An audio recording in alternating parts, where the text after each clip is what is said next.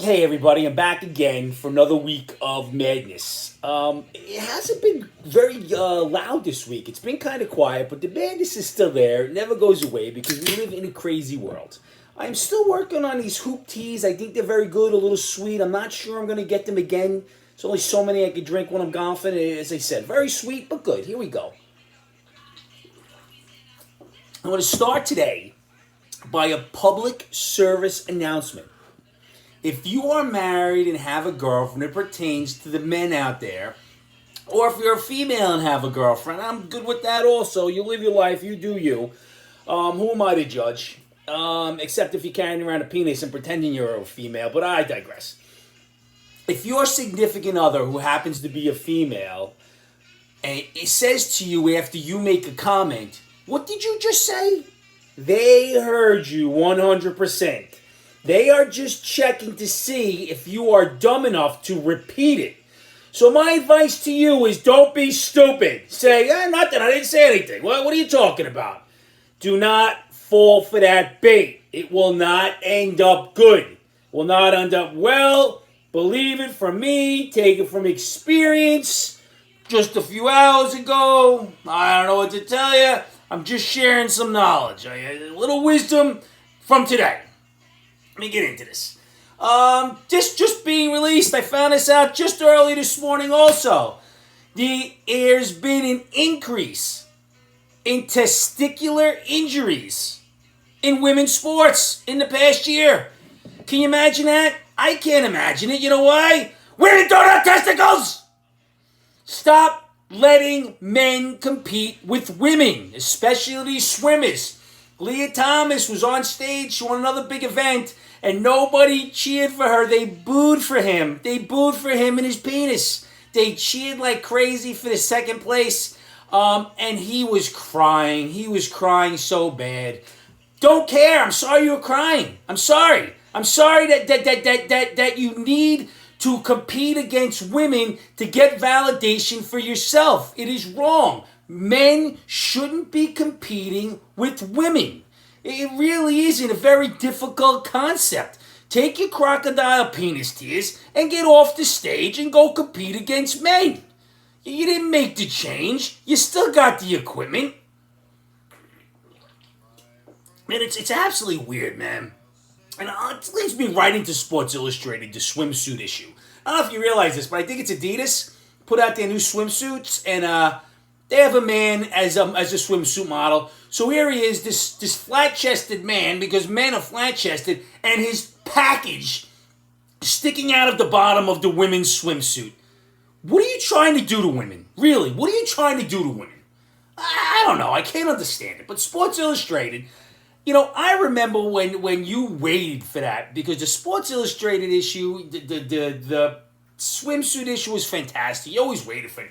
It was like 100 times the size of the other one. Pages of beautiful women. I can't even name them all, but the most beautiful women you could find. I remember when Cat Island on the cover was tremendous. But we were kids. Everything was great. And, well, the articles, they weren't really sports articles. Just women in bathing suits. Small, big, large. Didn't make a difference. But this year, they're putting on a trans man. They're putting on a man. Still has his penis, fake boobs. I wonder if we're getting dick pics. And they're putting on Martha Stewart. And I have to tell you something. Martha Stewart looks nicer. At least she's a woman. But what are you doing, Sports Illustrated? You've been in the shitter for years. Is this your way to try to be relevant again? It is a horrible magazine. It's been horrible for a million years. And the classic culture of what we know is slowly swirling down the toilet bowl because it is insanity. Insanity. If you have a penis, again, you're not a man, you're not a woman. I say it all the time. And if you have a penis and you think you're going against women, you're really confused. Get some help, man. Get some help. Get some help. You know who needs help? John Fetterman. John Fetterman needs some real help.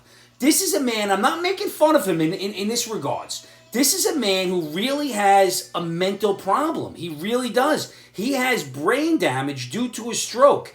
It is hard enough to recover after a stroke when you're trying to recover, resting, and get healthy. They're parading this big goon out, still wearing shorts and a hoodie, look completely disrespectful. I mean, this is our government. It's a circus. I mean, it's a joke and not a joke at the same time. How does anybody in the government respect what we're doing? We have Kamala up there as the vice president saying, if you live in an open carry state and you like to open carry, you're an extremist. You're an extremist. Really? The Second Amendment makes you an extremist? Now, once again, I do not own a gun. I've only fired a gun a handful of times. But I am not anti-gun. It's the Second Amendment. You want to carry a gun and carry it safely and take proper precautions, go ahead, knock yourself out. Just please don't shoot me. That's all I ask, man. Don't shoot me. My God. Getting to shooters. We have in Long Island, some communities have higher shootings than others. So the police in Suffolk County put together some kind of task force where it's called shot spotters. They're in communities where there are more reported gunshots, and they're located to spot the shooters. They want to know shooting. So the activists are saying you're targeting black folk.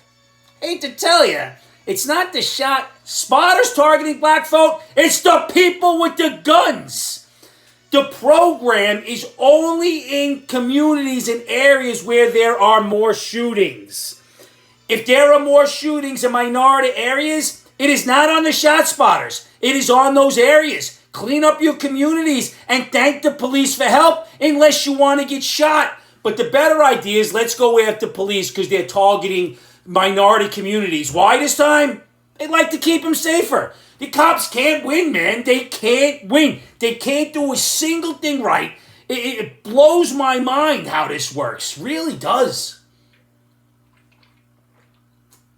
My God, white supremacy keeps hitting.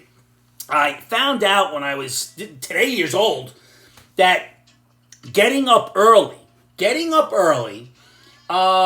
which is associated with work performance, with drive, with productivity, with success. Getting up early and starting your day is rooted in white supremacy and racism. Can you imagine that? Getting up early. And there's a group that wants more flexibility for minorities, specifically people of color, that they should have more flexibility in different time schedules at work. Well, then get a different job. If you want to work later, get a job that's later. I have very good friends. He used to call himself the Black Rock. Louis McMillan. He told me about CPT many years ago. I always thought it was a joke, but apparently it's now flexibility and equality. How about this? You get up early, you don't get up early. It has nothing to do with the color of your skin. Nothing. It's not white supremacy. It's not racist. I get up early because I have 2 stinking dogs at the house gets me up. And 2 squirrels running around. I can't sleep late. That's why I get up early. I wish I could sleep a little later. Diversity, I mean, really, diversity, inclusion, it's making the place crazy, making the world crazy. The Yankees and the Mets have trying to make the clubhouses and the stadiums more diverse and inclusive for women who work there. So they made private rooms for the women's staff. Now, I may be wrong. This is not inclusion. This is segregation. If you want them included, you put everybody in the same room. But we're going overboard to pander to all the different groups because everything has to be nice. I got a surprise for you, people. Life isn't always nice. It's not. Life's not fair. Life's not equal. You deal with it. It makes you a stronger person. And now we're going to have a whole generation who's got zero coping skills because everything was made nice for them. Nice and easy. God forbid anybody has any turmoil or has to navigate through a hard time. We should have been so lucky as Gen X. Really. It's funny. Still funny to this day how anytime a black person is killed by a white person, specifically a black male, he was just turning his life around. He was loved. He was turning his life around. You know, it's nonsense. The homeless guy who was killed, sad and tragic. I've said it before. No, he didn't deserve to die. He was mentally unstable, and 3 men tried to stop him. The man wound up dying. He was homeless. His family didn't care. You know when they care now? They care now when Reverend Al Sharpton and Ben Crump come out saying how the community and the police and the white people all persecuted him and they all need to do better because they're all looking for a chump of change. His family's talking so much about how they loved him. Where were you when he was arrested over 40 times? Where were you when he was sleeping on a corner? Where were you when he wasn't eating? Where were you? You disgusting human beings preying on the death of a family member. That's what we're coming to. Had it been a black-on-black death, we wouldn't have heard a single word about it. I mean, and that's just the God's honest truth. Not me saying anything else. That's the God's honest truth. Then we have Jada Pinkett Smith, one of the most despised people in Hollywood these days. Remade Cleopatra and cast Cleopatra as a black woman. Well, we don't know if she's black. No, Cleopatra. We know Cleopatra wasn't black. She wasn't black. She was Greek and Macedonian. There are paintings and sculptures. She wasn't black. So you're taking a narrative and trying to make Cleopatra a black woman. Was she a white woman back in the day when they did the movies in like the 50s? No, she wasn't white either, but we can't change history. But it has to be that it's not doing well. It's the worst rated show on Netflix history, I believe. And it's because of white supremacy. The white people are doing it. No, how about it just sucks? It sucks. It's horrible. It's unwatchable. Because you know what? When shows are good, people will watch. They will watch anything if it's good. It doesn't make a difference if their cast is black, white, Asian, mixed. Who cares? A good show people are going to watch. But no, not doing well, white supremacy. Nope, couldn't be you, Jada. Couldn't be it. You just put out some shit. That's it. I don't even know. Then we got Harry and Meghan chased by some paparazzi. It's it's very scary if you know, because everybody knows how his mom died. But I'm still waiting for the reports that the paparazzi was chasing him, was wearing a red Make America Great hat and screaming, "This is MAGA country, Meghan, get out! This is MAGA country!" Just waiting for that news to be reported because it'll be out very soon, I'm sure. I'm sure it was a Trump supporter, the paparazzi. Something always gets back to Trump. As we all know, Pride Month is about 2 weeks away. I don't know what craziness is going to ensue then, but I am taking bets on the sexually transmitted disease that will reappear in July. Anybody want to bet? Leave a comment, subscribe on the bottom, give me a thumbs up, thumbs down, don't care. Share it for me, please. Let's get me to 100. I'm only at 63. Read another story about a guy gave up his social drinking. He was trying to get rid of all vices. He said, I drink socially about 5 times a year. That's not social drinking, buddy. That's just a tasting. You didn't give up anything. Don't claim to be some hero. It's not like you need 13 steps. They're ridiculous. Budweiser's getting Harley Davidson, a new one they can. So they're trying to reestablish their image. So they're going all the way around now. From a trans to a biker. Can you imagine that?